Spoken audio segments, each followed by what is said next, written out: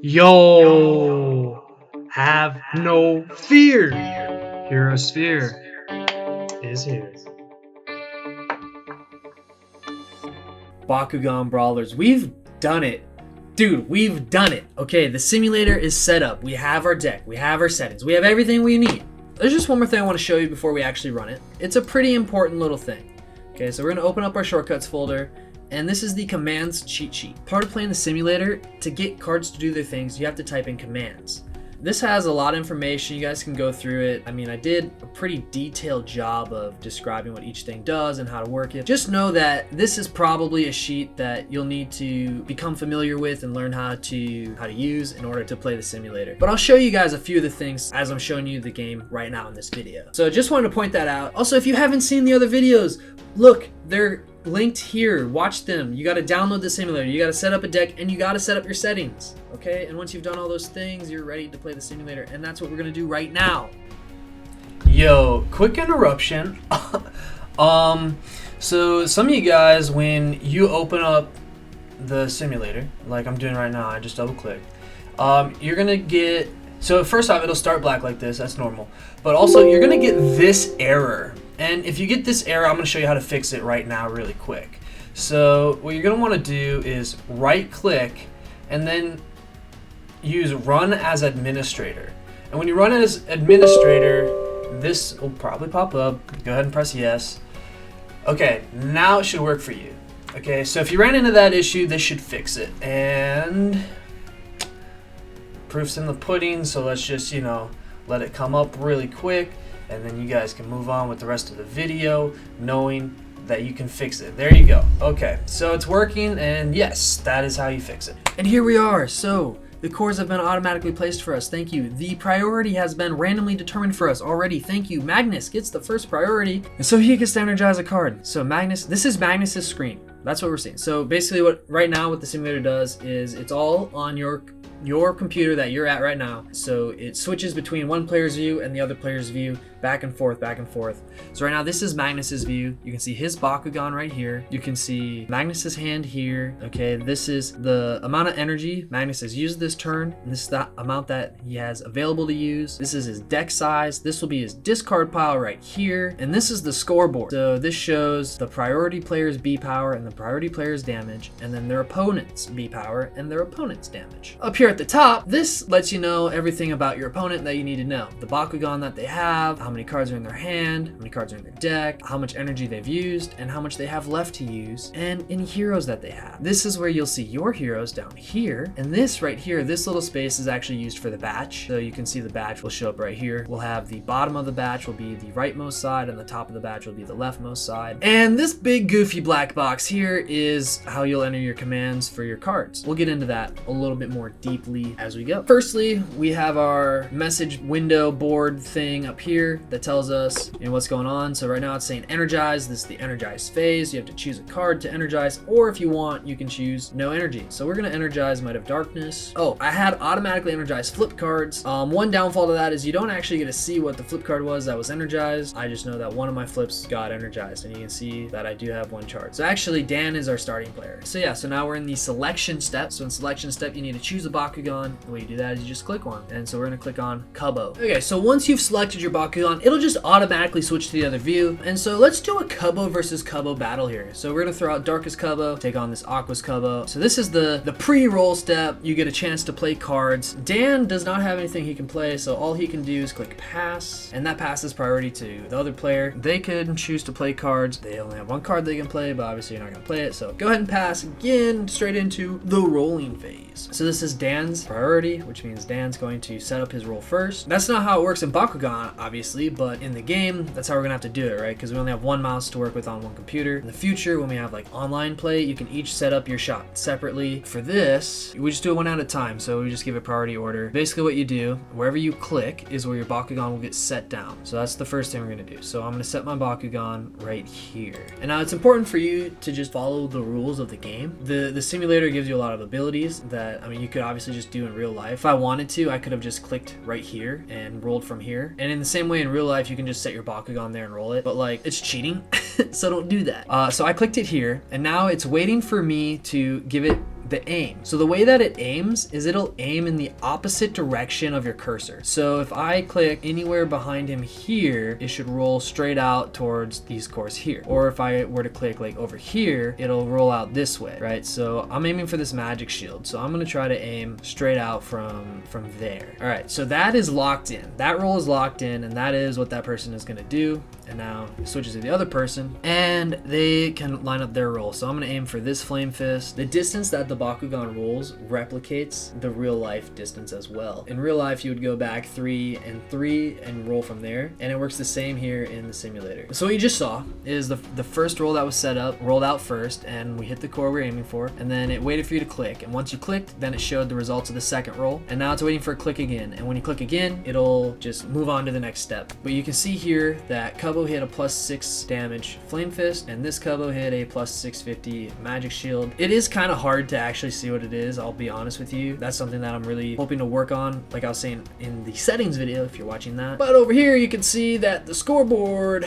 shows us Cubbo landed on his Magic Shield, and he has his appropriate 1350 B power, and then the other Cubbo also has their 200 B power but 13 damage. We're going to click and move into the power step, where both players will now get a chance to play cards. This guy can't play anything, and so he passes to Magnus, and Magnus can choose to play his Prismatic Shield. It's not worth it, so I'm gonna pass into Victor's step. Okay, again, nothing to be played here by this player. The other player, or the non-starting player, gets priority, and they can choose to play anything. They don't have anything to play, they pass, and we go straight into damage step. So what happens here is it flips the first card for you automatically, and it shows you how much damage you have left to take, and it says click. And so every time you click, it'll flip one more card, and that's one more damage you took. So basically you just click through all your damage, and then it'll automatically retract your Bakugan and give you the core in your hand to place back on the field. So wherever you click is where it'll place it. So if I click like over here, it's like, oh, you can't place it there, that's not part of the matrix. But you click on the matrix or any of these hexagons here, it'll go right back where you click it to. All right, and then you enter the end phase. You get one more chance to play cards before the turn is over, and we're in the roll phase. So if I want to hit this core, I'm gonna go back 3 spaces. If I clicked here, that would hit it. But this isn't far enough away from the matrix to be legal. So we're gonna go back basically 3 more cores distance. Try and do it from here. Pro tip, if you click here, like if you click your aim close to the Bakugan, then if you're off by just a little bit, it'll actually shoot you way off. You can see that there's this is uncharged, and this is how many are charged, ready to go. And you can see the pass button. The card resolved. So you saw it go into the batch, now it's resolved, and what you have to do is enter the effect. If you're modifying either damage or B power or frost strike, then you're basically gonna follow this same pattern. So what you're gonna do is you're gonna type in this function, okay? It's mod, M-O-D. We're gonna give it what's the stat that we want to modify. So right now we're modifying damage. It tells you what card just resolved, right? And the effect of that card. You don't have to like absolutely have it memorized because it'll actually tell you. Some effects are too long and they run off. So it is good to know what your cards do. Once again, syntax, very important. Capitalizations, very important. Actually, I made a shorthand for this, so you don't have to type out damage. You can just type in D and then -5. Okay, so now I press enter, and then once you've pressed enter, it'll go on to the black part of the box, and you can click done, and it'll resolve the effect. When you use mod, it then asks you, okay, what Bakugan do you apply this effect to? And we're going to apply it to their selected Bakugan. You can see it's selected based off of this, and you just click on that Bakugan, it'll affect them, and you can see now his damage was changed to 0. After a card resolves, both players will get a chance to play cards because that's how priority in the batch works. So they both pass, and then it immediately moves into the damage step, and since there was no damage to be taken, it went straight into the end step. So anytime you want to add energy to your charged pool, you type in energy, and then in parentheses you put in how much you want to add.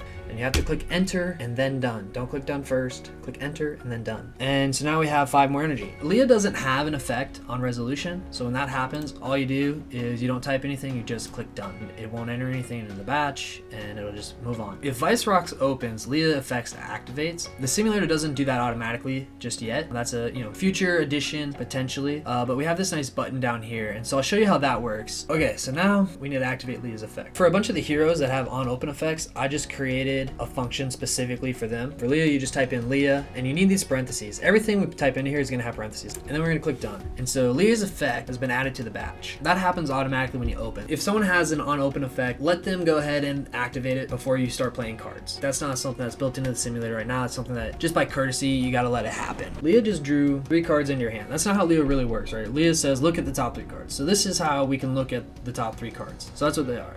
And then what it's going to say is, do you want to play this first card right here? And then you say yes or no. And then it'll ask you, do you want to play this card? And then you say yes or no. And it'll ask you, do you want to play this card? Yes or no. And if you play one, then it'll just stop right there and play it. And so notice when you use mod, the number actually doesn't go in a quote. Okay, we flipped a flip card, but we don't have the energy for it. So usually if you have the energy, you click and it'll give you the option to play it or not. Oh yeah, so if you already have 2 guys open, it'll just automatically select your 3rd one for you. Before you can play cards into the batch, actually the unopened effects need to enter into the batch. To do that, just go ahead and pass and then activate those unopened effects. Now they enter into the batch. Now notice the order. So I entered Leah first, and Leah went to the bottom of the batch, right? So I guess I'll just show you how to enter in B power. Pretty simple. It's just like damage, except instead of typing a D, you can type B. So we're gonna go mod. In quotes, we put the B, 300. Don't put the plus. Make sure you click enter. If you click done, it's not gonna work if you didn't click enter first. So here's the thing. The simulator doesn't keep track for your flips. Like, you need to know whether you can play your flip or not. It's gonna let you play any flip at any time. So the confuse stops Flame Fist or Magic Shield. So you gotta go ahead and look and see that your Dragonoid is holding a Flame Fist. So I can play it. All right, so it enters the batch. You can respond to them. And so this is a really simple function. All you have to type in is stop parentheses,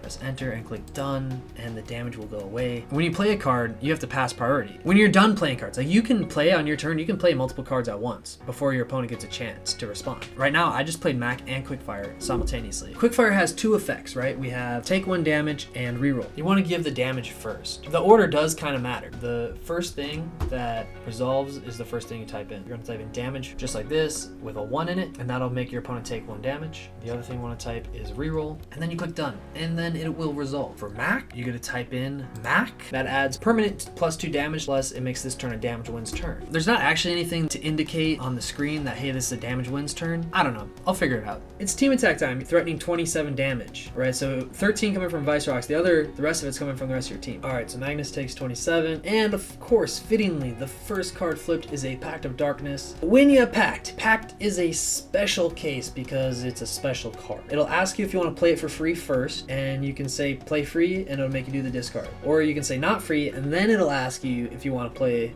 if you want to pay the energy for it. So I'm gonna say not free, and then we're gonna play the flip for the energy cost. So there you go. Okay, so after you finished your team attack, it's gonna say select Bakugan to retract, because you have 3 Bakugan that you can all retract right now. You gotta choose the order. When you team attack, the opponent will have to place their core back first. So super fuel is actually built in, so all you have to type for super fuel is reroll, and that's it. The energy effect off of that is built in. If there's anything that you want to do that's not on the command sheet, then that's something you're going to want to go to HeroSphere.tcg.com and report in the help and bugs section. If you get an Evo in your hand and you play it, if it has an on play effect, you can go ahead and type that in. Or like some Evos like this one here will actually have extra damage, so that's something you'll use the mod function. Go ahead and type that in there if you play that.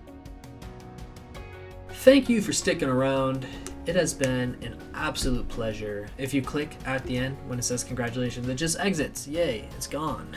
Comment, like, subscribe, Patreon. Let me know. Hit me up on Twitter or on Discord or on Patreon. Hit me up on my website, HeroSphereTCG.com. Go to the bugs and help section, and there's a little survey. You can fill out the survey. You can even just give me some feedback on what you think of the game. And you can go to get help and report bugs right here. There's just a little bit of info, I wanted to get. Tell me all your bugs. And there's some other things on here. Got some acknowledgments, but thanks to Despacito, my video editor, website builder, fellow playtester, and backbone to the project. She's also my wife and an amazing woman. So thank you for all your help. And Keenan, thank you for all your help. He did all the graphic design work. He made the scoreboard, the background, everything you see that looks amazing on the simulator. That's thanks to Keenan. It took a lot of resources from Brawler Cafe and Bakugan Wiki, so thanks to you guys for having those resources out for everybody to use. Thank you for watching. If you are still here, wow, it has been a long video. Thank you for watching. Have a blessed day.